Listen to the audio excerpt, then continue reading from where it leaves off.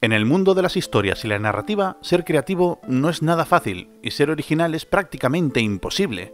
Casi todas las historias que conoces son muy parecidas a otras tantas, pero hoy te quiero hablar de dos protagonistas que, siendo aparentemente tan diferentes, resulta que son en realidad el mismo personaje. No solo en concepto, es que ambos comparten origen, evolución, resolución, estructura, y están escritos alrededor de la misma idea humana, que es más antigua que los superhéroes y más universal que Disney, cuando tu identidad se define por el miedo a hacer daño.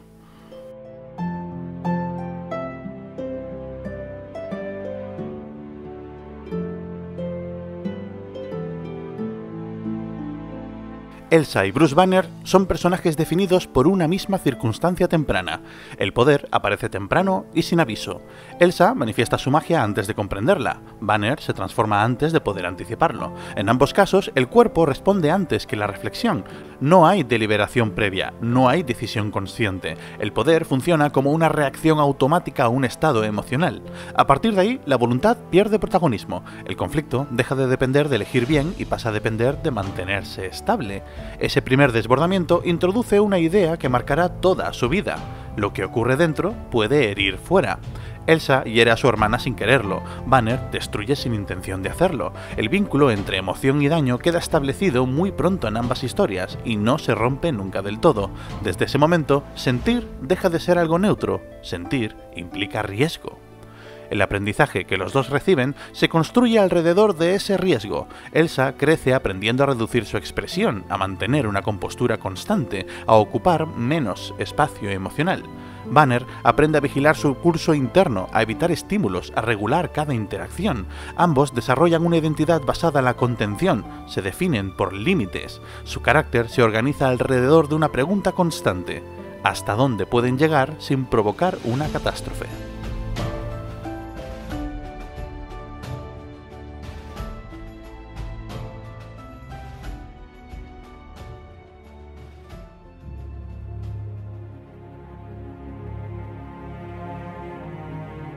Cuando llega el momento de la ruptura, esta ocurre de manera pública. Elsa pierde el control ante su comunidad, Banner se transforma ante testigos. En ambos casos, la reacción externa es inmediata y homogénea: alarma, miedo, necesidad de aislar o eliminar el problema. La percepción social cambia en un instante, ya no se les observa como individuos, sino como focos de amenaza. Esa mirada confirma lo que ellos ya sospechaban: su existencia genera miedo, ellos son el peligro.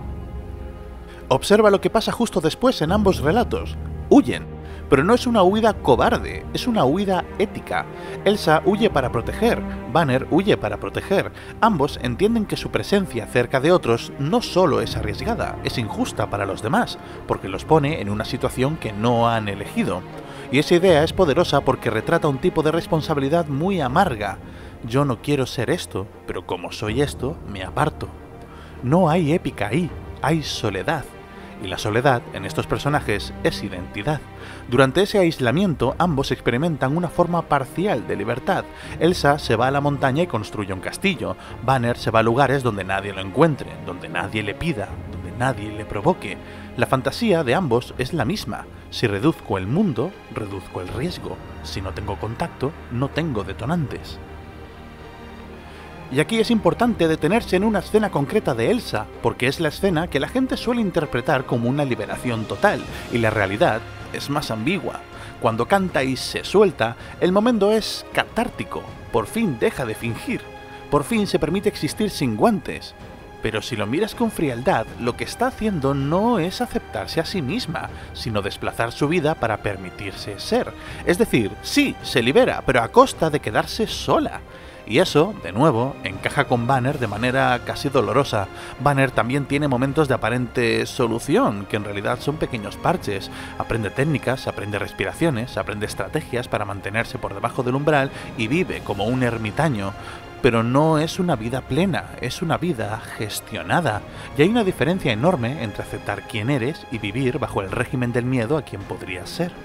Porque sí, en este punto lo tienes muy claro, el elemento que atraviesa toda su trayectoria es el miedo, concretamente a perder el control y convertirse en algo irreparable. Ese miedo alimenta el propio descontrol. Cuanto más presente está, más violentas son las consecuencias, y cuanto más se descontrolan, más miedo generan. Cuanto más miedo generan, más se descontrolan. Parece un bucle irresoluble.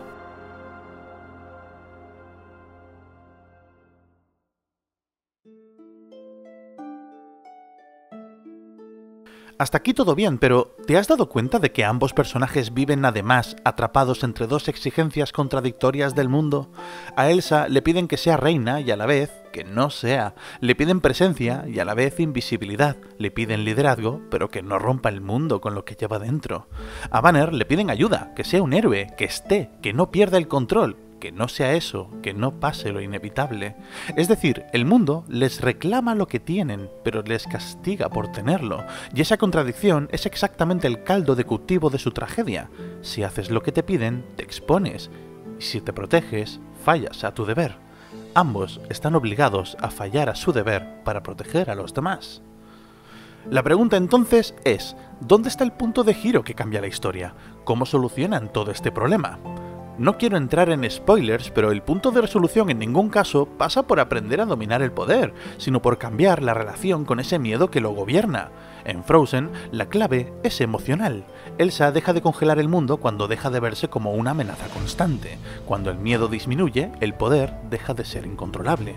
En Banner, cada avance funciona igual, no cuando reprime más, sino cuando entiende que Hulk no es su enemigo, sino una parte no integrada de sí mismo, y entendiéndose, reduce su peligrosidad. Ambos personajes plantean la misma pregunta al espectador: ¿qué haces cuando tu problema no se puede extirpar? Cuando no es algo que se cure, sino algo con lo que tienes que aprender a convivir. Frozen responde desde el cuento, Hulk desde la tragedia heroica, pero la idea es la misma. Vivir no es esconder lo que eres, es asumirlo y manejarlo. Elsa y Bruce Banner funcionan porque encarnan un miedo muy reconocible, el de sentir que tu interior es excesivo, que puedes romper algo, que tu forma de ser puede dañar a los demás. Por eso conectan con públicos tan distintos y por eso, cuando se los compara, la relación resulta evidente. No son el mismo personaje por estética, pero lo son porque representan el mismo conflicto humano: aprender a vivir con uno mismo. Yo soy Riz. Hasta pronto, espero.